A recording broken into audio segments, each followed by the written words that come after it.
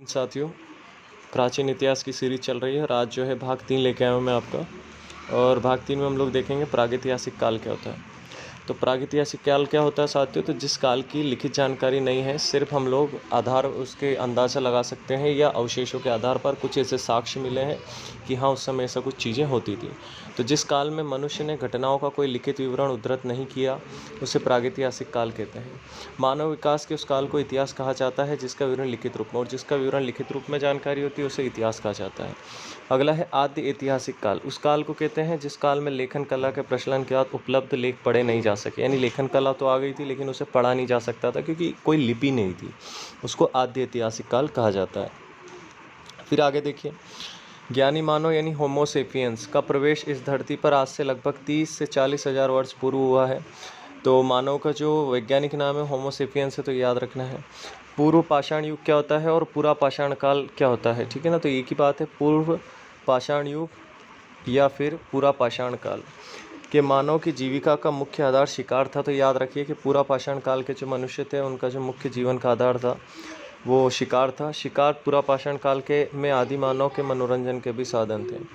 अगला है आग का आविष्कार पूरा पाषाण काल में एवं पहिए का आविष्कार न्यू पाषाण काल में हुआ। तो याद रखना है कि आग की जो खोज हुई थी, ये आग का जो आविष्कार हुआ था पूरा पाषाण काल में हुआ था, और पहिए का यानी ऐसी कुछ चीज़ें लकड़ी और ये सब चीज़ें कि हाँ उससे कुछ औजार बना सकते हैं, कुछ संसाधन बनाए जा सकते हैं, तो इसका आविष्कार नवपाषाण काल में हुआ था।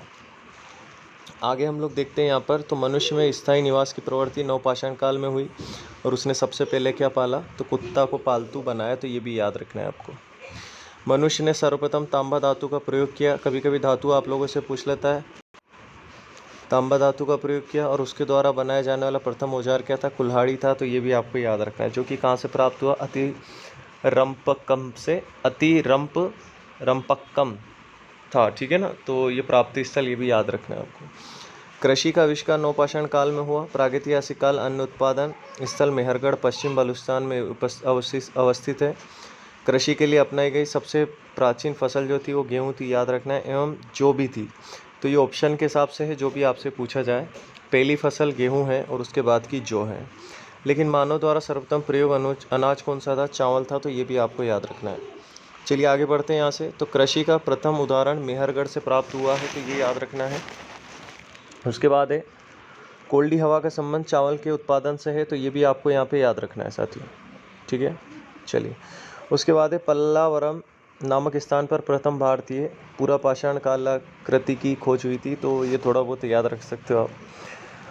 उसके बाद है भारत में पूर्व प्रस्तर युग के अधिकांश औजार स्फटिक पत्थर के बने थे। तो याद रखना है कि पूरा पाषाण काल में उस समय जो है औजार काई के थे, पत्थर के थे। उसके बाद रॉबर्ट ब्रूसफुट पहले व्यक्ति थे जिन्होंने 1863 ईस्वी में भारत में पूरा पाषाणकालीन औजारों की खोज की थी। तो जो औजारों की खोज हुई थी, पत्थर से बने औजार, वो आपके पूरा पाषाण काल में, नवपाषाण काल में जो है चीज़ें बनाई गई थी। तो रॉबर्ट ब्रूसफुट पहले व्यक्ति थे जिन्होंने 1863 में भारत में पूरा पाषाणकालीन औजार की खोज की थी। तो ये आपको याद रखना है, रॉबर्ट ब्रूसफुट साथी। उसके बाद ये आगे देखिए, भारत का सबसे प्राचीन नगर मोहनजोदड़ो था।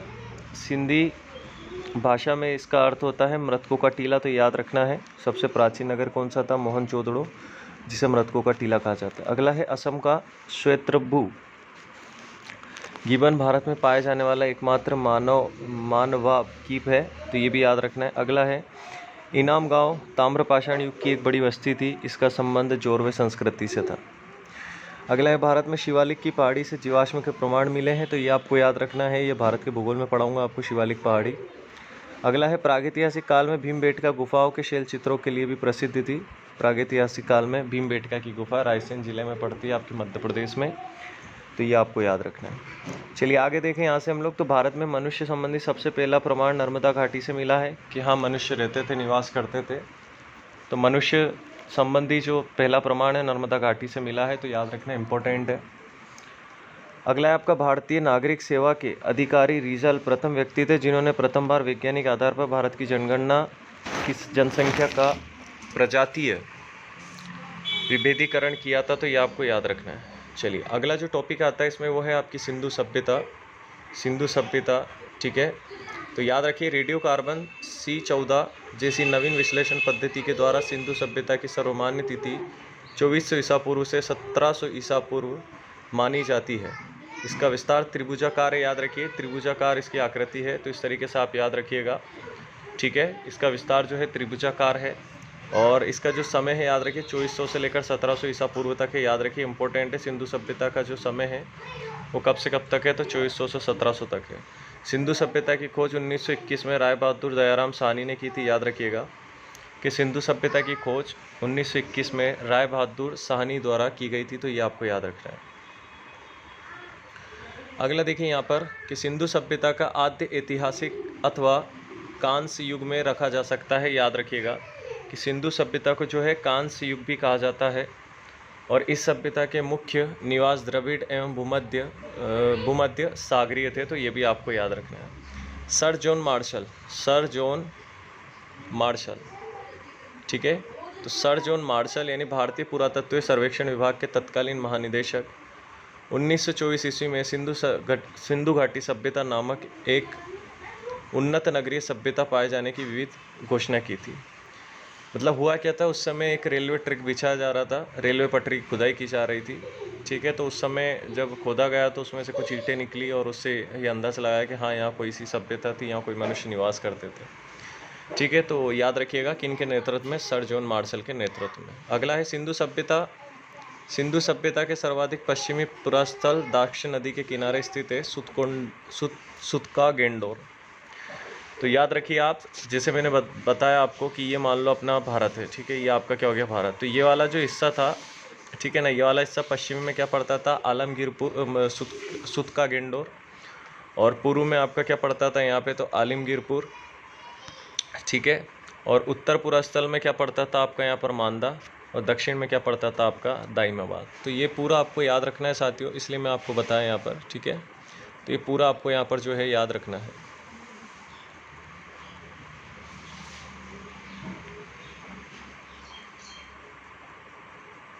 एक सेकंड, ठीक है। तो याद रखिएगा पश्चिमी स्थल जो है सुतका गेंडोर है, पूर्वी स्थल जो है आलमगीरपुर कहा जाता है, ठीक है। और उत्तर में आपका मांदा है जम्मू कश्मीर, और दक्षिण में क्या है आपका दाइमाबाद। तो ये आपको सभी चीज़ याद रखनी है। अगला देखिए यहाँ पर सिंधु सभ्यता या सेंधव सभ्यता भी बोला जाता है इसे। सो सेंधव सभ्यता से प्राप्त परिपक्व अवस्था वाले स्थलों में केवल 6 ही बड़े नगर की संख्या दी गई है। अब कौन कौन से, तो मोहनजोदड़ो, हड़प्पा, गढ़वारीवाल, धोलावीर, राखीगढ़ी और कालीबंगन। फिर अगला है स्वतंत्रता प्राप्ति पश्चात हड़प्पा संस्कृति के सर्वाधिक स्थल गुजरात में खोजे गए। तो याद रखिएगा कि स्वतंत्रता के बाद सर्वाधिक जो हड़प्पा संस्कृति के सर्वाधिक स्थल है वो गुजरात में खोजे गए हैं, तो ये आपको याद रखना है। अगला देखिए सिंधु घाटी सभ्यता का सबसे बड़ा स्थल कौन सा है, मोहनजोदड़ो, मृतकों का टीला। तो याद रखना है आपको, ठीक है। चलिए उसके बाद आगे देखते हैं हम लोग। तो आगे देखिए आपकी लोथल एवं सुतकोददा सिंधु सभ्यता का बंदरगाह है, याद रखना है आपको। जुते हुए खेत, नक्शादियारी ईंटों की प्रयोग का साक्ष्य कालीबंगम से प्राप्त हुआ है, तो ये आपको याद रखना है, ठीक है। अब आप लोग के लिए एक प्रश्न है कि लोथल कहाँ पड़ता है, किस राज्य में, और कालीबंगन कहाँ पड़ता है, ठीक है। तो कालीबंगन से जुते हुए खेत के साक्ष्य मिले हैं। मोहनजोदड़ो से प्राप्त स्नानागार बहुत ही बड़ा एक स्नान घर था, सिंधु सभ्यता की सबसे बड़ी इमारत है, जिसके मध्य स्थित स्नान कुंड है, जिसकी यहाँ पर लंबाई चौड़ाई आपको दे रखी है। अगला देखिए अग्निकुंड लोथल कालीबंगन से प्राप्त हुए। तो याद रखना है आपको अग्निकुंड जो है कि हाँ यज्ञ वगैरह पूजा पाठ ऐसी चीज़ें होती थी, तो इसके साक्ष्य सबूत कहाँ से प्राप्त हुए हैं आपके, तो लोथल और कालीबंगन से प्राप्त हुए हैं। अगला मोहनजोदड़ो से प्राप्त एक शील पर 3 मुख वाले देवता यानी कि पशुपतिनाथ की मूर्ति मिली है, मोहनजोदड़ो से, याद रखना है। उनके चारों ओर क्या है साथियों, हाथी है, गेंडा, चीता एवं भैंसा। तो याद रखना है, कभी कभी आपको यहाँ पर गाय बकरी कुछ भी दे देगा कि आपको बताना है इनमें से कौन से देवता उसमें अंकित नहीं थे, कौन सा चित्र, तो ये आपको याद रखना है। तो कौन कौन सा है, हाथी, गेंडा, चीता एवं भैंसा, ये आपको याद रखना है। हाथी, चीता, गेंडा एवं भैंसा विराजमान है। अगला देखिए मोहनजोदड़ो से नृत्य की एक कांस्य की मूर्ति यानी कि नृत्य करती हुई एक कांस्य की मूर्ति प्राप्त हुई है, याद रखना है, इसलिए कांस्य युग भी कहा जाता है।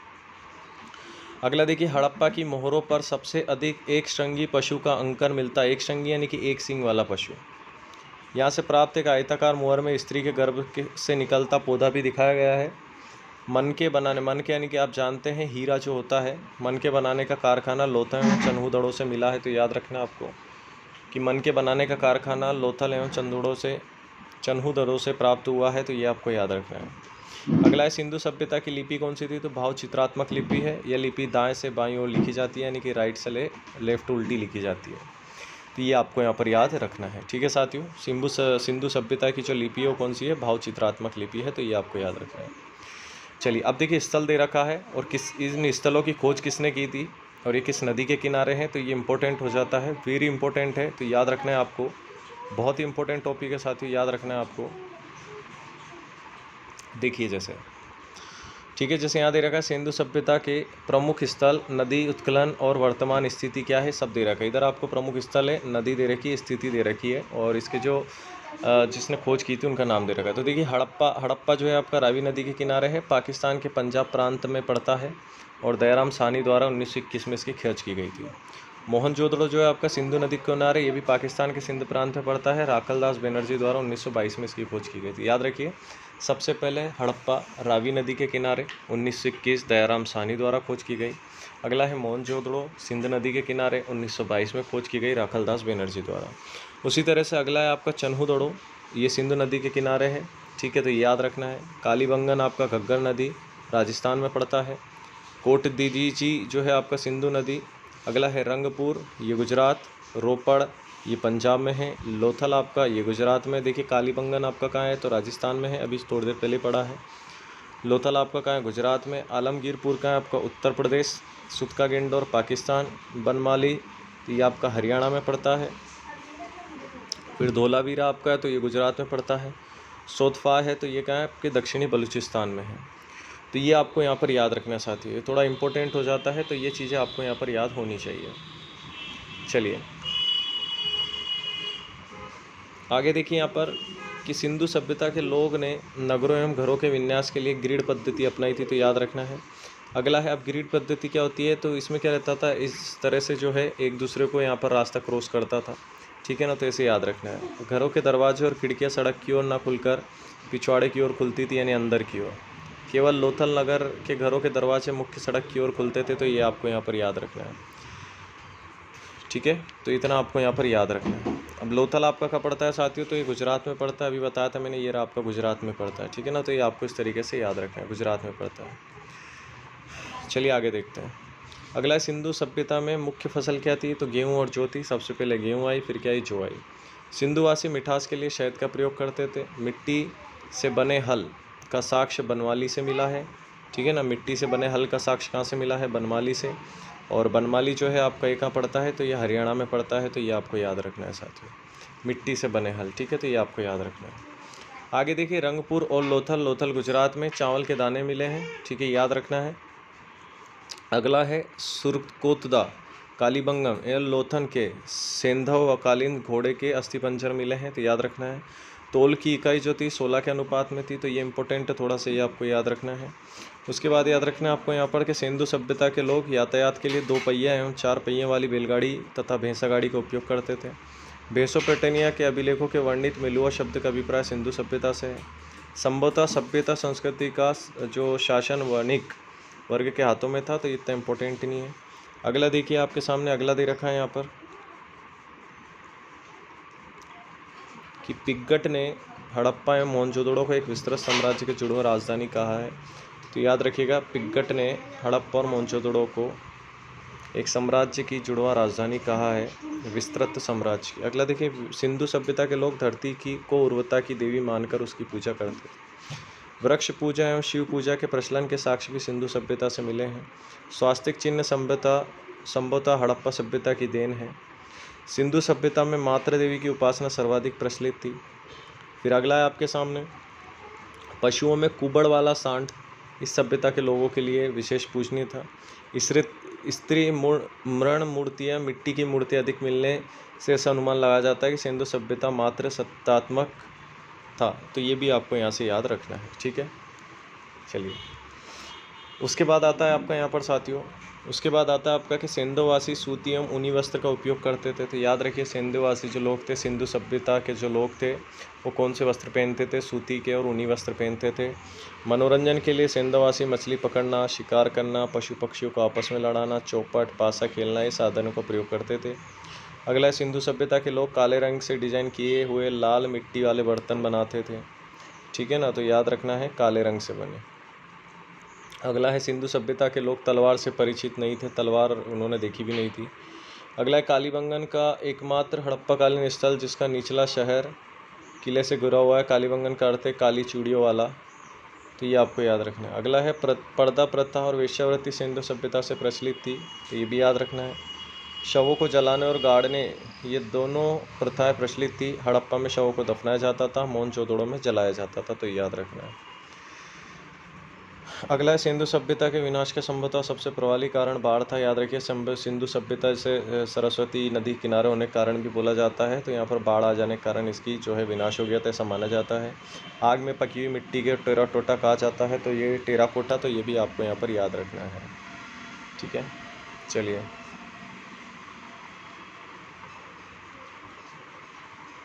उसके बाद है आपके वैदिक काल। तो वैदिक काल में कुछ चीज़ें देख लो। वैदिक सभ्यता, वैदिक काल का विभाजन दो भागों में हुआ है। एक है ऋग्वैदिक काल और पूर्व की ओर, और दूसरा है उत्तर वैदिक काल। ठीक है ना, तो ईसा पूर्व ये आपको दे रखा, माफ़ कीजिए ईसा पूर्व हो, तो ये आपको याद रखना है कि वैदिक काल को दो भागों में बांटा गया है। एक है ऋग्वैदिक काल, दूसरा है उत्तर वैदिक काल। ऋग्वैदिक काल 1500 से 1000, उत्तर वैदिक काल 1000 से 600। आर्य सर्वप्रथम पंजाब और अफगानिस्तान में बसे थे, याद रखना है आपको। आर्यों द्वारा निर्मित जो सभ्यता थी वो वैदिक सभ्यता थी। ये एक ग्रामीण सभ्यता थी। आर्यों की भाषा संस्कृत थी, तो ये भी याद रखना है आपको। आर्यों की भाषा क्या थी? संस्कृत। आर्य शब्द का भाषा समूह को इंगित करता है, तो ये आपको यहाँ पर याद रखना है। उसके बाद यहाँ से आगे देखें कि आर्यों के प्रशासनिक इकाई आरोही क्रम से इन 5 भागों में बटे थे। कुल, ग्राम, सबसे पहले कुल होता था, ग्राम, वेश, जन, राष्ट्र। ग्राम के मुखिया को ग्रामीणी कहा जाता था, ये याद रखना है आपको। राज्याधिकारियों में पुरोहित और सेनानी प्रमुख थे। वरिष्ठ रूढ़िवादी एवं विश्वामित्र उदार पुरोहित थे, तो ये याद रखना है आपको। बाकी ये ऐसा कोई खास नहीं, इसको आप छोड़ भी सकते हैं। ठीक है, तो यहाँ से ऐसा कुछ खास नहीं है, पढ़ने लायक ये चीज़ें हैं, देख लीजिए। मैं इसे यहाँ पर ब्रैकेट में कर देता हूँ कि उपनिषदों की संख्या 108 है, महापुराणों की संख्या 18 है, और वेदांकों की संख्या कितनी है? 6 है। और वेद कितने हैं? तो वेद आपके कितने हैं? 4। तो ये भी आपको याद रखना है। ठीक है, बस इतना आपको यहाँ पर याद रखना है। चलिए और आगे देख लेते हैं हम लोग।